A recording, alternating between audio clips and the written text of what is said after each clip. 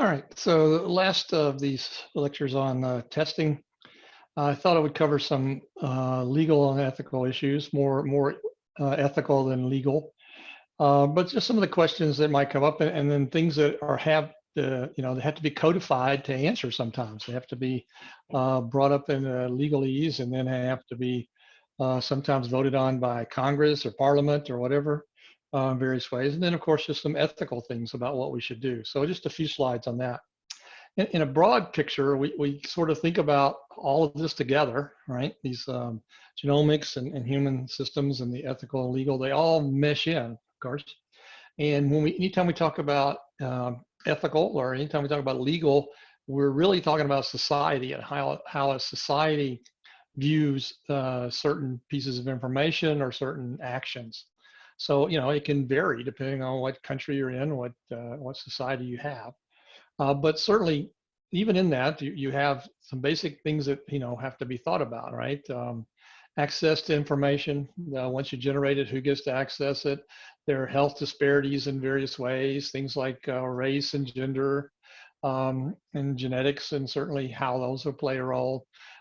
Genetic discrimination. That's something we'll talk about in a moment, and how that's thoughts. You have a genetic predisposition for cancer or something. Should your insurance company just say no, that's seemingly equivalent of a pre-existing condition, or should we do something else?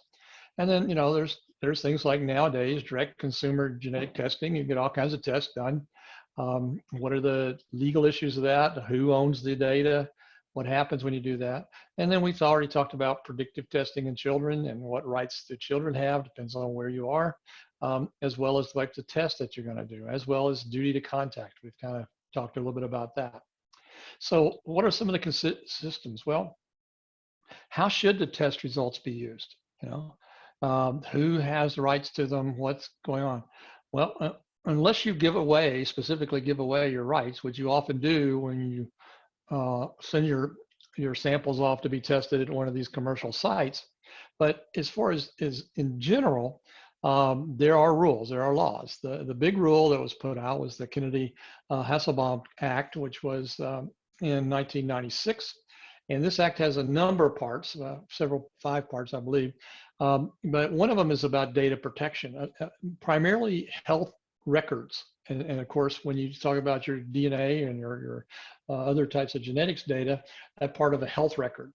And this act really changed the way that we deal and who can access records, how it works, codified some things. I remember I've had the same general practitioner since I've been here, so 30 years. When we first together go in office, and after a few visits, I learned who the people were that worked there and talked to them. And I'd sit down, sometimes hang at the desk and ask them about their kids and then how things were going, etc. After this act was passed in '96, I go in, and all of a sudden, as you now know, if you go into any physician's office or something, generally there's a wall, right? There's some kind of, in fact, mine even has these sliding things that'll look out and talk to me. You can't, it's protecting the records and protecting, your genetic or your medical information. I can't go pick up even spouses, or my partners, things. If I try to go in and they would just say, no, she's got to come in herself or something, right? So there are all kinds of rules about that. So there are questions, but we need to think about how it's being used, and that's a very broad question. There's, if you throw your data into a lot of these systems, can police or military or somebody else come in and look at those data, grab them, and they do, and make comparisons and say, oh, well, this is things. And you've seen some of these cases that have been solved by people just kind of searching through data, DNA data sets. So questions about that and what we consent to used and then what's not allowed to be used. There's very important questions. Okay. Then what do we do about conditions where there's no cure or treatment? Okay. And that came up earlier when we talked about should we test for certain things or not? And this falls under that second category. Remember, on the last couple of lectures, we talked about clinical validity and how we would maybe work to test for clinical validity. And we'll actually come back to that in a moment. But there's also this concept of clinical utility. And in areas where you're either using it for research or for using it for medical practices, what do you do, right?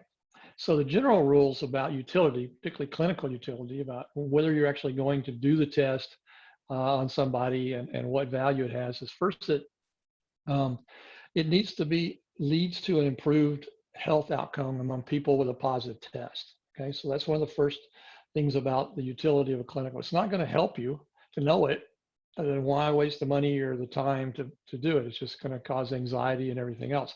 However, if knowing something, particularly a genetic test or genetic marker, might lead to improved health outcome, then the test may be, in fact, very important.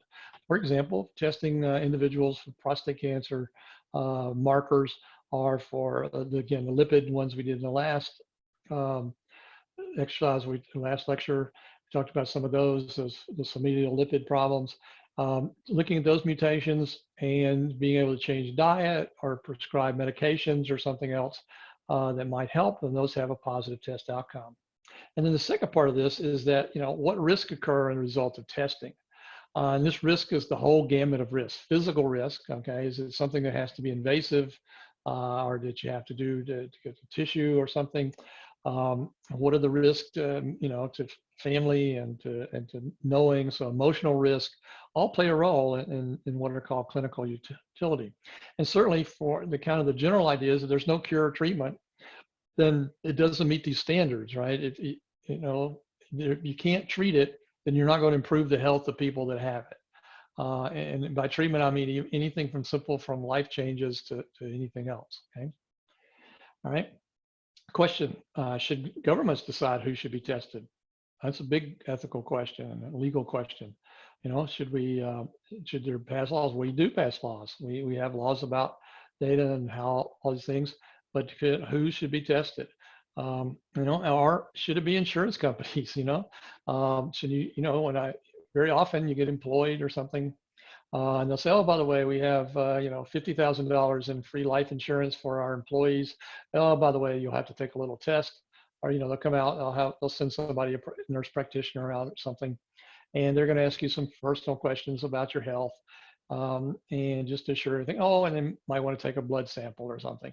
Well, what did you agree to, and what are they going to use it for? It turns out that you've got a marker for heart disease. Maybe they aren't going to promote you, or they aren't going to put you in positions to do certain things. Who gets to use those data, and what happens to it, whether it's government or whether it is private industry? Well, there is, some answers to those. There are part of these laws that exist talking about what they can do and how they're allowed to do this without your permission. So it's really important a lot of times to read those, multi-page statements about how they're going to use your information and what it's for when they take samples. And what about health disparities, right? How should they be considered? In other words, if you do a genetics test and you do find out that they're going to have heart problems or something, is there something, should you do something? Well, it turns out that yes, the answer is that you should. There's the Genetic Information Non-Discrimination Act, which says I can't do that, okay? Just because you test positive for some marker doesn't mean that the company can then not hire you or not promote you or something else. You can't discriminate against people based on genetic information, even once you obtain that genetic information, even if they give it to you, okay? Now, there's a weird flip side to that.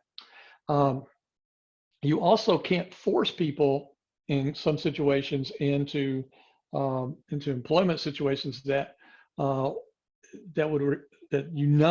genetically would cause a problem.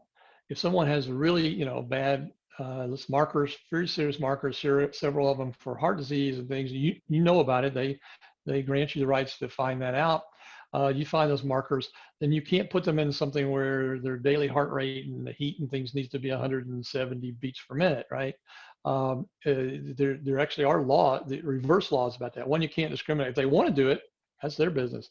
You can't discriminate against them doing it and say no, but also you can't forcibly put them into a bad situation if in fact that you know that it meets an outcome. And that's the Genetic Information Non-Discrimination Act. There's been some modifications to that in the last decade or so. But I would really suggest you just, go on the web, look up both of these acts. Very informative, particularly if you're at all interested in the medical field or counseling or something else, want to follow up. All right. Okay. And the last slide I wanted to put in here was to do with clinical validation and validity. We talked about that earlier. We talked about how tests and whether they were they had sensitivity or whatever.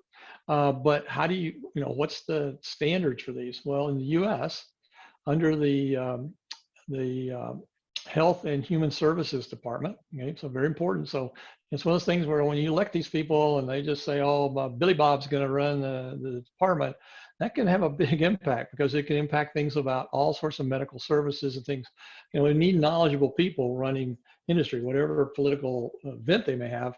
You need to make sure that they're knowledgeable and not just somebody that's a big donor, which we tend to see sometimes. But anyway, you've got the Centers for Medicare and Medicaid Services. This is one where they actually validate clinical activities, and under the Clinical Laboratory Improvement Amendments, you'll see that they have standards. This is where they set standards, and genetic testing is one of the standards that's put in here. So if you want to go to this page, it's very interesting. Talks about ways, as we have before, but talks about, at least from a Medicare, Medicaid standpoint, and from just from the Health and Human Services standpoint, how certification occurs, what kinds of tests they have to do for genetic tests, what's the sensitivity of those tests have to be, what's the accuracy, what's the all these different forms can come from just this particular area, right? Okay, so I think that's going to do it for talking about genetic testing. There are a million other things we could talk about.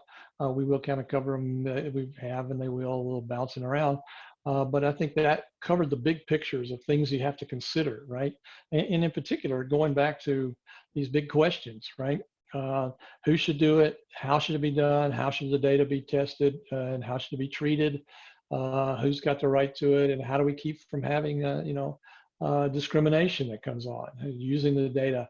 And more as we've producing all this sequence data in massive quantities, and you're going to know genomes of entire genomes very quickly.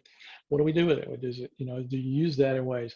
Oh, wait a minute, I've got 2 people applying for this job. This one's got these markers. If they get sick, it's going to cost me $1 million, and my insurance company. This person over here doesn't have any of those markers. Looks fair, so maybe I'll just say this one's not qualified. Okay, can you do? And yes, that's possible, but it's not legal at the moment. And thank goodness. Okay, all right.